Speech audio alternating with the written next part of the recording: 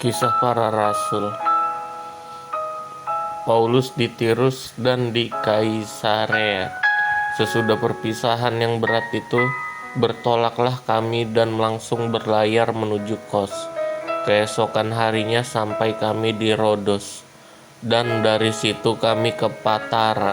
Di Patara kami mendapat kapal yang hendak menyeberang ke Fenisia. Kami naik kapal itu lalu bertolak. Kemudian tampak Siprus di sebelah kiri, tetapi kami melewatinya dan menuju ke Syria. Akhirnya tibalah kami di Tirus, sebab muatan kapal harus dibongkar di kota itu. Di situ kami mengunjungi murid-murid yang tinggal di situ 7 hari lamanya. Oleh bisikan roh, murid-murid itu menasehati Paulus supaya ia jangan pergi ke Yerusalem. Tetapi setelah lewat waktunya, kami berangkat meneruskan perjalanan kami. Murid-murid semua dengan istri dan anak-anak mereka mengantar kami sampai keluar kota. Dan di tepi pantai kami berlutut dan berdoa. Sesudah minta diri kami naik ke kapal dan mereka pulang ke rumah. Dari Tirus kami tiba di Ptolemais, dan di situ berakhirlah pelayaran kami. Kami memberi salam kepada saudara-saudara dan tinggal 1 hari di antara mereka.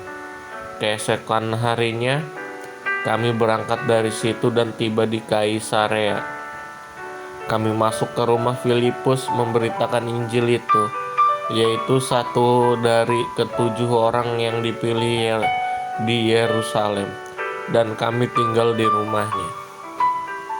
Filipus mempunyai 4 anak darah yang beroleh karunia untuk bernubuat. Setelah beberapa hari kami tinggal di situ, datanglah dari Yudea seorang nabi bernama Agabus. Ia datang pada kami lalu mengambil ikat pinggang Paulus sambil mengikat kaki dan tangannya sendiri. Ia berkata, "Demikianlah kata Roh Kudus, beginilah orang yang mempunyai ikat pinggang ini akan diikat oleh orang-orang Yahudi di Yerusalem dan diserahkan ke dalam tangan bangsa-bangsa lain." Mendengar itu kami bersama-sama dengan murid-murid di tempat itu meminta supaya Paulus jangan pergi ke Yerusalem. Tetapi Paulus menjawab, "Mengapa kamu menangis dan dengan jalan demikian mau menghancurkan hatiku? Sebab aku ini rela bukan saja untuk diikat, tetapi juga untuk mati di Yerusalem oleh karena nama Tuhan Yesus." Karena ia tidak mau menerima nasihat kami menyerah dan berkata, "Jadilah kehendak Tuhan." Pertemuan Paulus dengan Yakobus di Yerusalem. Sesudah beberapa hari lamanya tinggal di Kaisarea, berkemaslah kami lalu berangkat ke Yerusalem. Bersama-sama dengan kami turut juga beberapa murid dari Kaisarea. Mereka membawa kami ke rumah seorang yang bernama Manason. Ia dari Siprus dan sudah lama menjadi murid. Kami akan menumpang di rumahnya. Ketika kami tiba di Yerusalem, semua saudara menyambut kami dengan suka hati. Pada keesokan harinya, pergilah Paulus bersama-sama dengan kami mengunjungi Yakobus. Semua panatua telah hadir di situ. Paulus memberi salam kepada mereka lalu menceritakan dengan terperinci apa yang dilakukan Allah antara bangsa-bangsa lain oleh pelayanannya.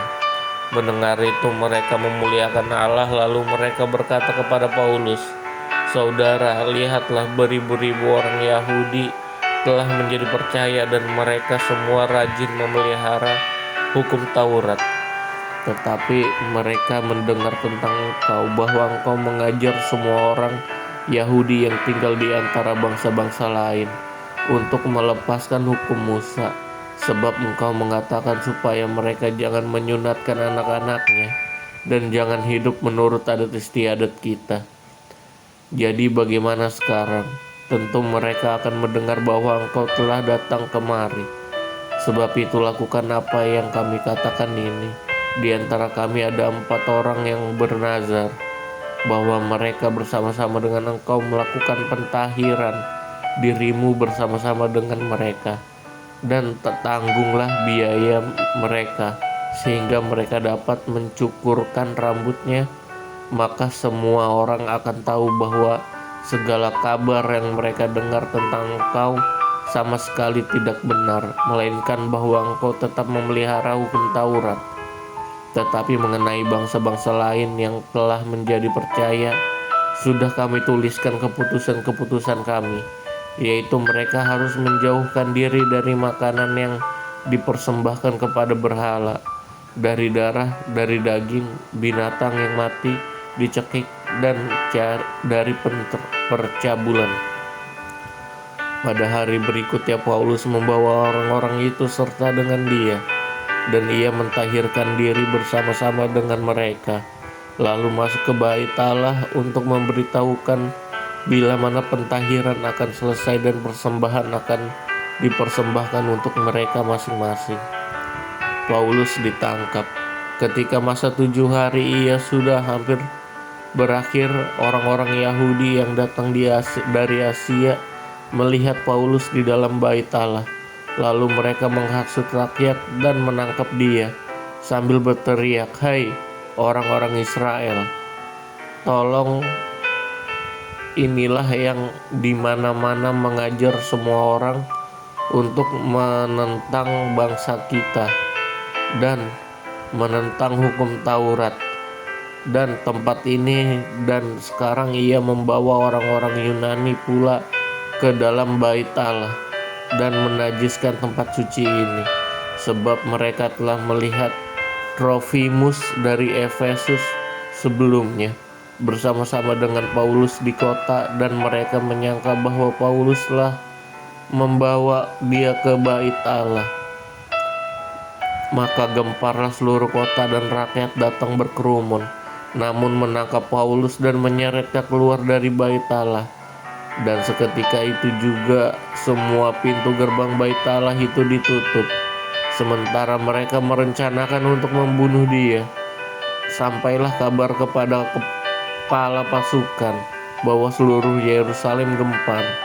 Kepada pasukan itu segera bergerak dengan prajurit-prajurit dan perwira-perwira dan maju mendapatkan orang banyak itu.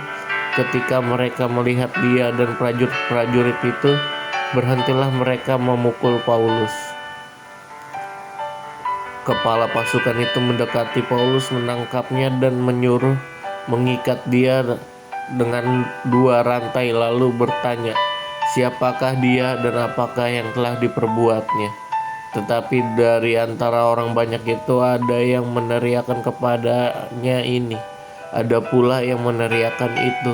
Dan oleh karena keributan itu ia tidak dapat mengetahui apakah yang sebenarnya terjadi. Sebab itu ia menyuruh membawa Paulus ke markas. Ketika sampai ke tangga, Paulus terpaksa didukung prajurit-prajurit karena mendesak-desaknya orang banyak. Orang berbondong-bondong mengikuti dia sambil berteriak, "Enyahkanlah dia." Paulus minta izin bicara. Ketika Paulus hendak dibawa masuk ke markas, ia berkata kepada kepala pasukan itu, "Bolehkah aku mengatakan sesuatu kepadamu?" Jawab, "Tahukah engkau bahasa Yunani? Tapi engkau bukan orang Mesir itu yang baru-baru ini menimbulkan pemberontakan dan melarikan 4.000 orang pengacau bersenjata ke padang gurun?" Paulus menjawab, "Aku adalah orang Yahudi dari Tarsus, warga dari kota yang terkenal di Kilikia. Aku minta supaya aku diperbolehkan berbicara kepada orang banyak itu." Sesudah Paulus diperbolehkan oleh kepala pasukan, pergilah ia berdiri di tangga dan memberi isyarat dengan tangannya kepada rakyat itu. Ketika suasana sudah tenang, mulailah ia berbicara kepada mereka dalam bahasa Ibrani. Katanya,